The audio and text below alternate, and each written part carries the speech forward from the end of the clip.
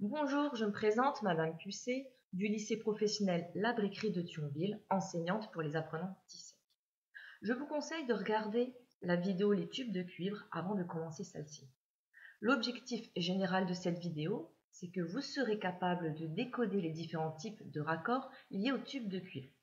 Mettons-nous en situation. Un ouvrier vous interpelle pendant son chantier pour que vous lui montrez quels sont les différents types de raccords qu'il peut utiliser pour la mise en œuvre de son installation en tube de cuivre. Pour pouvoir l'aiguiller, voici les thématiques abordées. Nous allons donc parler des raccords à braser et des raccords à compression. Il existe plusieurs types de raccords servant à l'assemblage des tubes en cuivre. Raccord à braser, qui peut être en cuivre, en laiton, en fer-cuivre. Les raccords à compression, qui peut être à sertir ou à serrer. Les raccords à braser, en cuivre, s'assemblent par brasure forte ou tendre, avec ou sans décapant. Leur composition est identique au tube.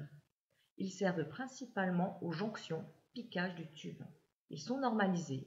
Il est donc possible d'utiliser des raccords de marques différentes sur une même installation. Les raccords en laiton. Pareil, ils s'assemblent par brasure forte ou tendre. Par contre, obligation d'avoir du décapant. Un décapant est un produit chimique destiné à éliminer des couches minces d'oxyde ou d'autres produits qui pourraient empêcher l'assemblage des éléments. Le laiton est un alliage de cuivre et de zinc. Ils servent principalement aux jonctions, piquages entre le tube et un élément de terminologie comme une robinetterie. Ils sont normalisés et il est donc possible d'utiliser des raccords de marques différentes sur une même installation. Les raccords fer-cuivre. Pareil, on peut utiliser donc la brasure forte ou tendre, avec ou sans décapant, car la partie à braser est en cuivre. Ces raccords sont en laiton pour la partie mobile et en cuivre pour la partie fixe. Ils servent principalement au raccordement entre le tube cuivre et un élément pouvant être démonté. Ils sont normalisés, on peut donc utiliser n'importe quelle marque sur une même installation. Les raccords à compression. Tout d'abord, nous allons parler des raccords à sertir. Ils se présentent sous une forme similaire à ceux à braser. Ils comportent un joint torique logé dans une gorge.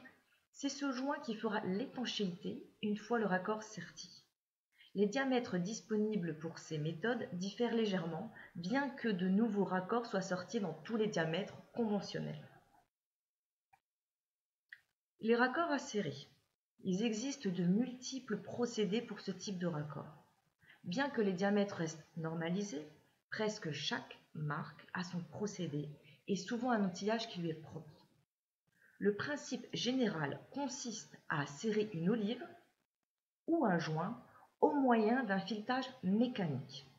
Ces raccords s'adressent principalement à un usage occasionnel car leur prix est élevé. En conclusion, il existe les raccords à braser, en cuivre, en laiton, en fer-cuivre.